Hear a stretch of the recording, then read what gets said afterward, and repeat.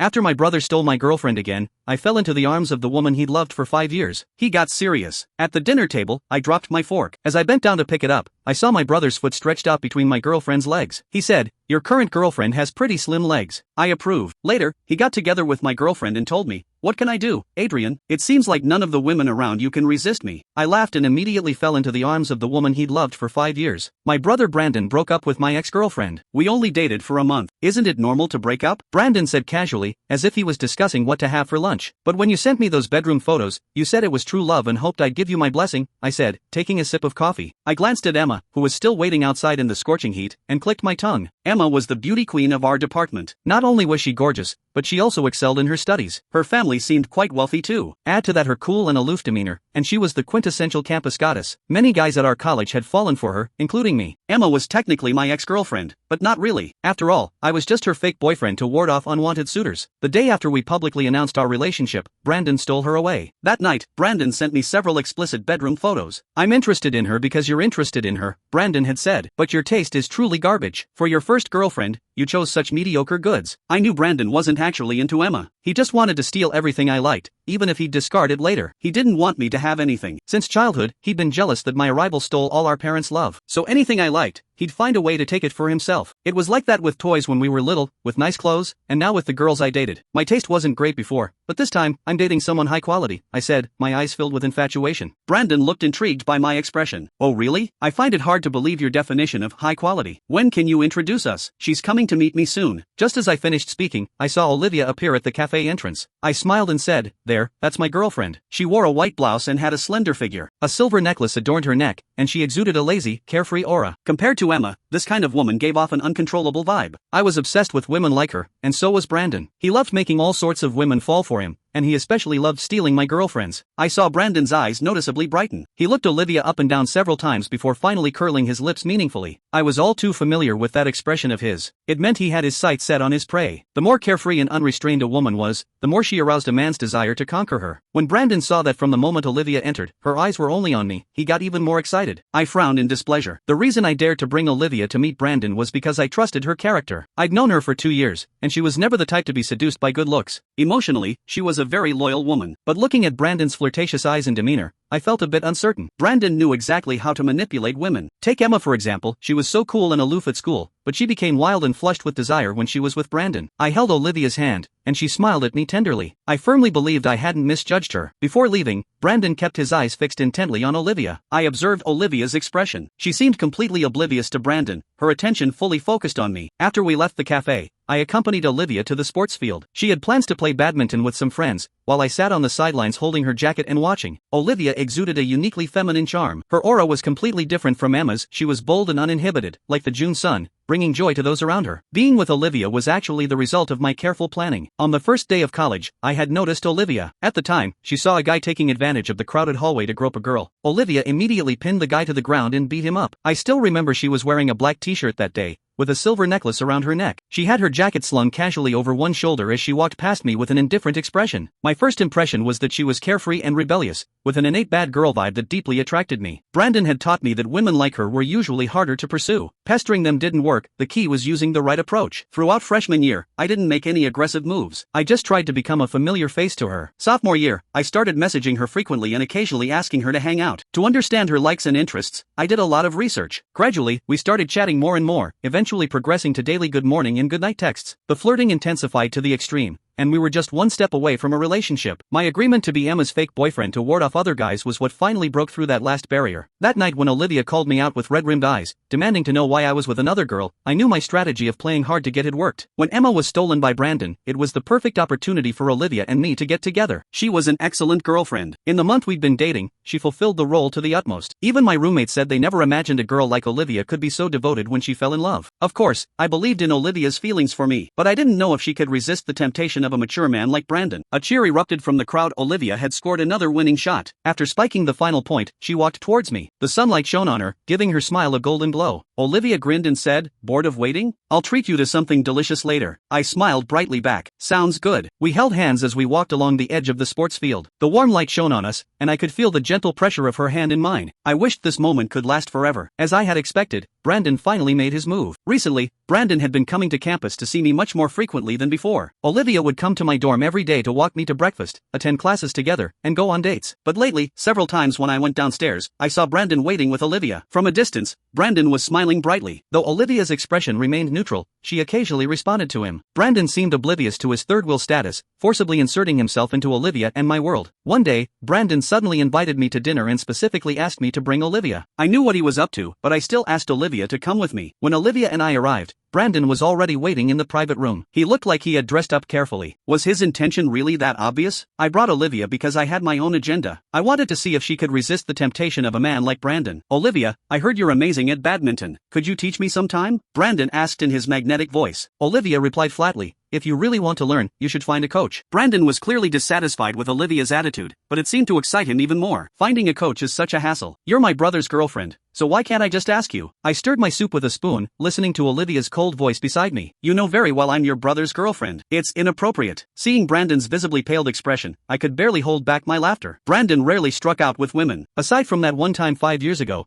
this was probably only the second time. I must have been smiling too obviously, because Brandon shot me an annoyed glare. My hand slipped and I said, oops, I dropped my fork. With that, I immediately bent down to pick it up. They clearly didn't have time to react. In the split second I lowered my head, I still saw Brandon's foot that he hadn't managed to pull back in time. Yes, just moments ago when I wasn't paying attention, Brandon had stretched his foot towards Olivia, even between her legs. Olivia hadn't refused. Was it because she didn't have time to, or because she didn't want to refuse?